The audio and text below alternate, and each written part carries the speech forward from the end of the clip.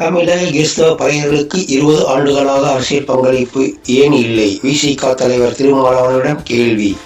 மேலும் தமிழக கிறிஸ்தவ பறையர்களுக்கு கல்வி, வேலைவாய்ப்பு, அரசியல் உள்ளிட்டவைகளில் உள் ஒதுக்கீடு வழங்காதது ஏன்? இது குறித்து பத்திரிகையாளர் சந்திப்பு வெள்ளாமை இயக்க அலுவலகத்தில் வெள்ளாமை இயக்க தலைவர் ஜான் தலைமையில் நடைபெற்றது. இந்த சந்திப்பில் வெள்ளாமை இயக்கத்தின் செயலாளர் வழக்கறிஞர் ஆரோக்கியநாதன் கலந்து கொண்டு பேசுகையில், பத்திரிகையாளர் சந்திப்புக்கு வந்திருக்கிற அனைவருக்கும் நன்றியை தெரிவித்துக் கொள்கிறேன், வரவேற்கிறேன்.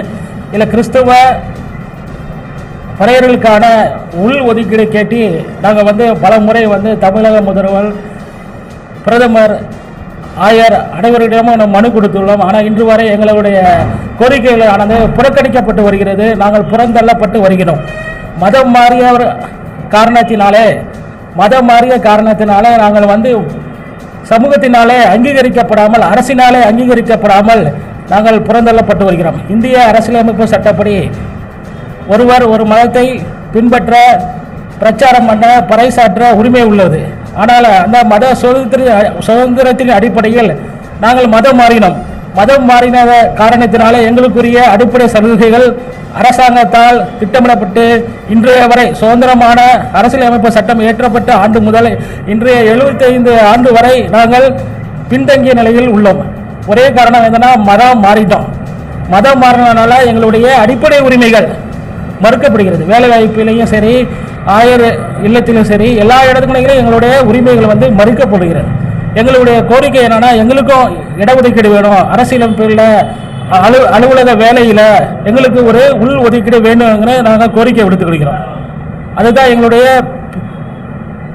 தலைமுறையாக நாங்கள் கேட்டுக்கிட்டே இருக்கிறோம், போராடிக்கிட்டே இருக்கிறோம். ஆனால் என்ன, எங்களுக்கு அந்த உரிமை கொடுக்கப்படலை. நாங்கள் விலங்கிடப்பட்ட அடிமைகள் போல நாங்கள் கட்டப்பட்டு உள்ளோம்.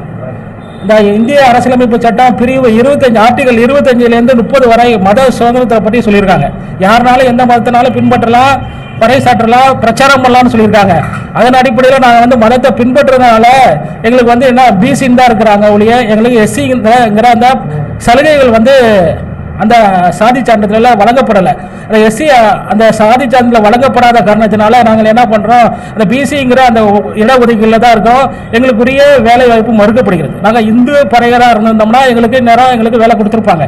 நாங்கள் மதம் மாறிட்டோம் அப்படிங்கிற ஒரு காரணத்தை அடிப்படையில் தான் பிசிங்கிற சாதி சான்றிதழ் தான் எங்களுக்கு இன்னும் வருகிறது ஒழிய எஸ்சிங்கிற அந்த பட்டியல் அந்த சாதி சான்றிதழ் வரல. அதனால எங்களுக்கு இடஒதுக்கீடு மறுக்கப்படுகிறது. இது ஒரு அடிப்படை உரிமை மீறலாகும்.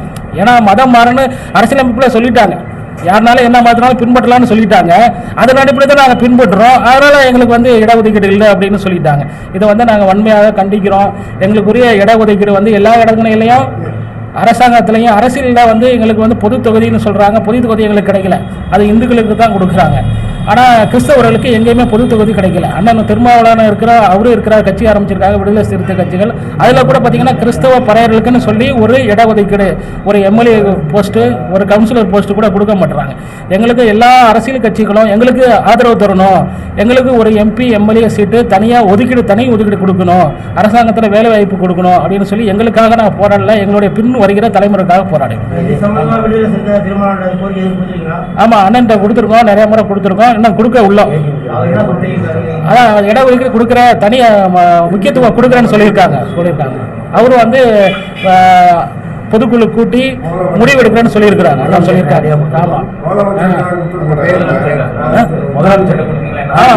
முதலமைச்சர் மாண்புமிகு தமிழக முதல்வர் அண்ணன் ஸ்டாலின் அவர்கிட்டையும் கோரிக்கை கொடுத்துருக்குறோம். அவரும் இது பரிசீலனை பண்ணுறேன்னு சொல்லியிருக்காங்க. என்னுடைய பேர் ஆரோக்கியநாதன், வழக்கறிஞர், திருச்சி. வெள்ளாமை செயலாளராக இருக்கிறேன்.